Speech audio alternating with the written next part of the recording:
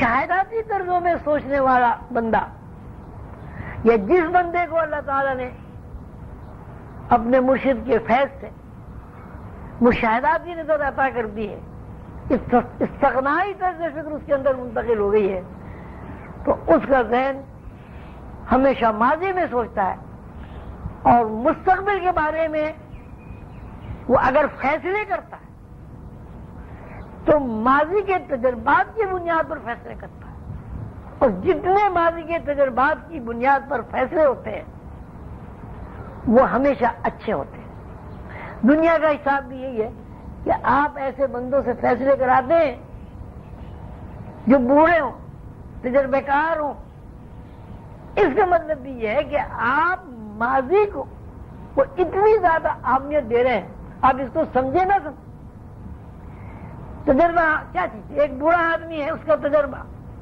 کیا مطلب ہے؟ بوڑھے آدمی کے تجربے کا مطلب یہ کہ وہ ماضی کے نشیب و فراز سے گزر کر اس کے اندر ایسی صلاحیت پیدا ہو گئی ہے کہ اس کے فیصلے ان لوگوں کی نسبت زیادہ اچھے ہوں گے جو ماضی سے گزر کر ابھی کسی مقام پر نہیں پہنچے۔ لا تسبوا الدار ان الدار هو اللہ کے ماضی کو، یہ زمانے کو برا نہ کہو، اس لیے کہ زمانہ اور ماضی ہی اللہ ہے۔ آپ پیدا ہونے کے بعد سے مرنے تک کی زندگی کو ماضی کے علاوہ کوئی نام نہیں دے سکتا۔ استغنا دراصل ماضی کے ان تجربات کا نچوڑ ہے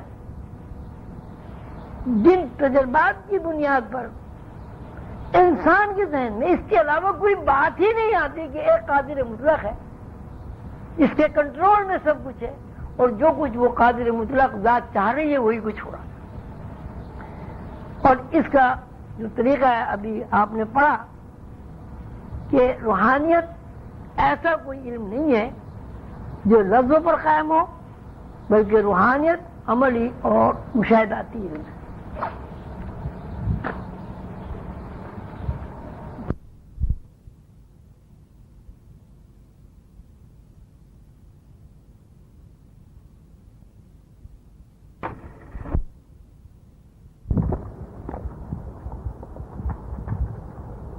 اسباق میں ہم نے استغنا سے متعلق کافی وضاحت سے گفتگو کی ہے، اور یہ بتایا ہے کہ استغنا سے مراد یہ ہے کہ بندے کی ذہنی تربیت اس طرح کر دی جائے کہ بندہ اور اللہ کے درمیان جو رشتہ اور واسطہ ہے بندہ اس سے واقف ہو جائے۔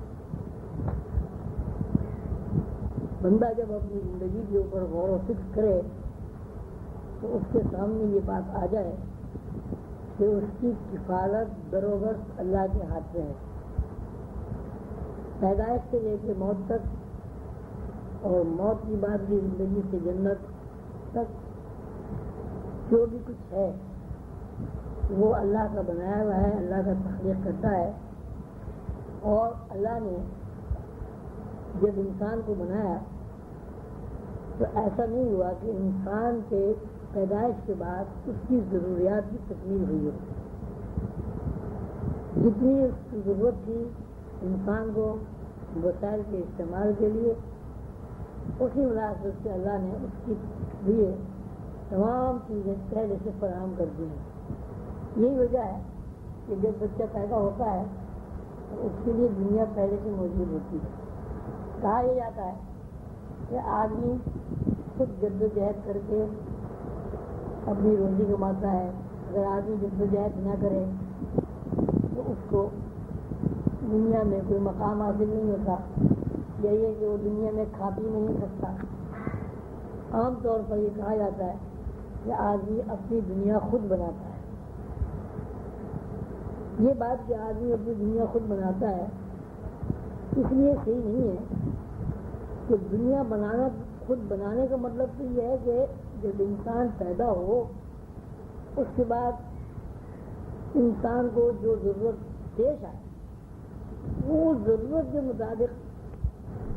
چیزیں تخلیق کرتی، اس کو کہتے ہیں دنیا بنانا۔ لیکن صورت حال یہ ہے کہ کوئی بھی بچہ جب پیدا ہوتا ہے لاکھوں کروڑ سال سے یہی عمل دہرایا جا رہا ہے کہ اس بچے کے لیے وسائل پہلے سے موجود ہوتے ہیں، اور وسائل کی موجودگی صرف یہی نہیں ہے کہ مخصوص حالات میں وسائل اس کے لیے موجود ہوں، وسائل ہر جگہ زمین کے ہر خطے پر اس کے لیے موجود ہے۔ زمین کا کوئی بھی خطہ ہو، زمین کا کوئی بھی شہر ہو، مشرق ہو، مغرب ہو، شمال ہو، جنوب میں کہیں بھی آبادی ہو، اس آبادی میں ایک سے ہی وسائل آپ کو مہیا ہوتے ہیں۔ مثلا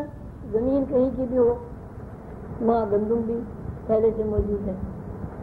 زمین کا کوئی بھی خطہ ہو، دھوپ وہاں پہلے سے موجود ہے، چاندنی وہاں پہلے سے موجود ہے، ہوا وہاں پہلے سے موجود ہے، پانی وہاں پہلے سے موجود ہے، آلو وہاں پہلے سے موجود ہے، چاول وہاں پہلے سے موجود ہے۔ اب ہم یہ کیسے کہہ سکتے ہیں کہ آدمی اپنی دنیا کو نہیں بناتا؟ دنیا تو اس کی پیدائش سے لاکھوں کروڑوں سال پہلے کی بنی۔ پھر یہ کہ انسان کا اپنا وجود جب زیر بحث آتا ہے تو انسانی وجود کی جو تخلیق ہے اس میں بھی انسان کا اپنا کوئی ذاتی دخل نہیں۔ مثلا ماں کے پیٹ میں جب نطفہ قرار پاتا ہے تو اس نطفے کے قرار پانے سے لے کر شکل و صورت بننے تک، شکل و صورت بننے کے بعد جسمانی نشو و نما تک، جسمانی نشو و نما کے بعد پیدائش کے عمل تک، بچے کی اپنی کوئی بھی ذاتی نہ کوئی حرکت ہے، نہ کوئی اختیار ہے، اور نہ ہی کوئی اس کی اپنی صلاحیت زیر بحث آتی ہے۔